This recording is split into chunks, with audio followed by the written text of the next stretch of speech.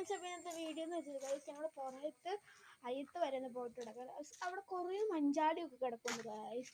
Just കുറച്ചൊക്കെ ഒന്ന് കറക്കിയിട്ട് തരാം ഗൈസ്. അപ്പം നമ്മൾ അയ്യത്ത് എത്തിയിട്ടുണ്ട് ഗൈസ്. നമുക്ക് മഞ്ചാടിയൊക്കെ നോക്കാം. ഇവിടെ എവിടെ നോക്കിയാലും മഞ്ചാടിയാണ് ഗൈസ്.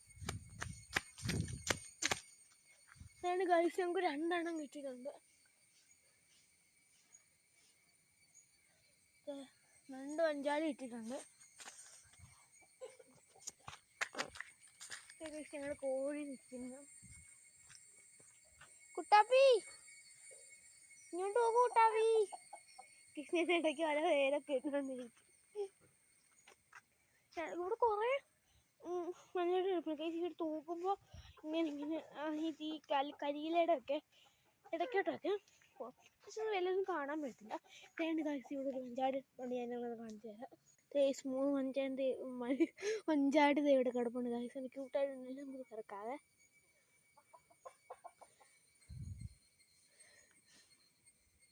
നമുക്ക് അങ്ങോട്ട് പോകാതെ ഇവിടെ കൊണ്ട്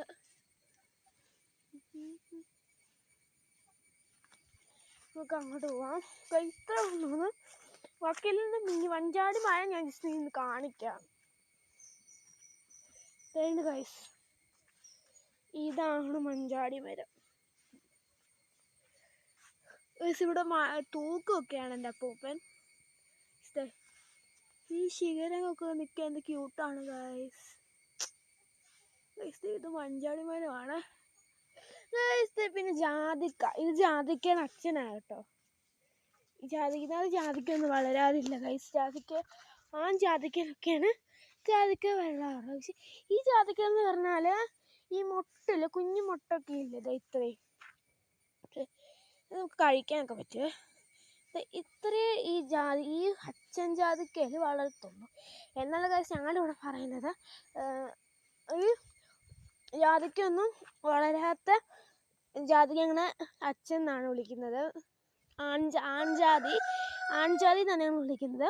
ഈ ജാതിക്കൊക്കെ വളരുന്നത് ഞങ്ങൾ പെൺജാതി എന്നാണ് വിളിക്കുന്നത്. നിങ്ങളവിടെ എന്താ വിളിക്കുന്നത് കമൻറ്റ് ചെയ്യണേ. പൂവൻകോഴി കൂവുന്ന ഗൈസ്. ഇതൊരു അസൽ പൂവനാണേ. കണ്ടാൽ പൂവനാന്ന് പറയാം ഗൈസ്.